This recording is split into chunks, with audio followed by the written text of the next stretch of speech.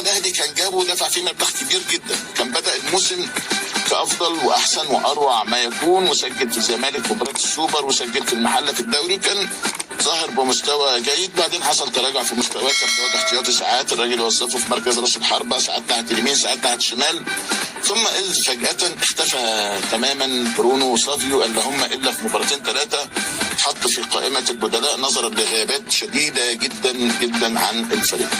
السؤال الان، هل الاستبعاد فني؟ يعني هو كانت طلعت قصه كده من فتره ونفاها الساده المسؤولين في النادي الاهلي، وقلنا على لسانهم انه كان اللي هيجيبوا لعيب اسمه سوزا برتغالي او برازيلي، والمفاوضات كانت انتهت معاه. وبعدين اللي عرفناه من داخل النادي الاهلي انه وكيل اعماله رجع طلب فلوس تاني، وطلب مش عارف بدل سكن وبدل وبدل وبدل، فالنادي الاهلي رفض وقال لا خلاص ملوش لازمه، خلصت الحكايه.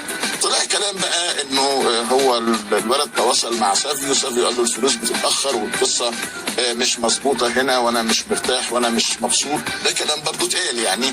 وعلى فكره لما سالت المسؤولين في النادي الاهلي نفوه، يعني قالوا هذا الكلام لم يحدث او احنا ما بنحطش الكلام ده في الحسبان.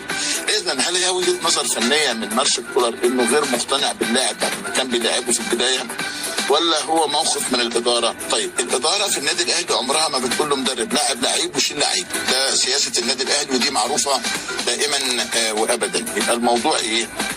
الموضوع اللي انا حاسه او اللي انا سامعه انه نادي البوليفي السابق، وبالمناسبه نادي ماشي كويس قوي في بطوله كوبا ليبرتادورس امريكا الجنوبيه، فانه في تفاوض ما بينه وما بين نادي السابق، وان هو مرحب انه يرجع، وانه النادي عرض انه يستعيده مره اخرى، لكنه بقى المبالغ الماليه طبعا الاهلي هيخسر في الصفقه، وهي دي سمه الاحتراف. يعني دايما انا بقول مين اللي بيحاسب على الطلبات؟ يعني مين اللي هيحاسب على الطلبات بتاعت برونو سافيو؟ انت جبته ب1.5 مليون دولار، هتبيعه بكام؟ هنا لازم يكون في عين كويسه انك تقول ان انت بتشتري لعيب كويس، يبقى في لجنه، لانه الناس بتلوم امير توفيق، امير ملوش علاقه.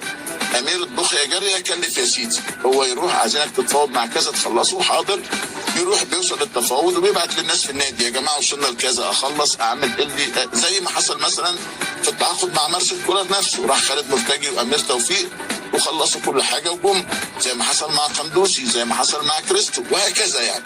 فقصه برونو سافيو في حقيقه غائبه في هذا الامر. انا شخصيا شايف ان الامر مش ممكن يكون فني فقط، ده وجهه نظر انا الشخصيه، لكنه زي ما بقول لك انا لما سالت الناس المسؤولين اصحاب القرار في النادي الاهلي قالوا دي وجهه نظر كولر واحنا بنحترمها بمنتهى الاحترام، لكنه هيكمل مع النادي الاهلي بهذه الطريقه طبعا صعب جدا.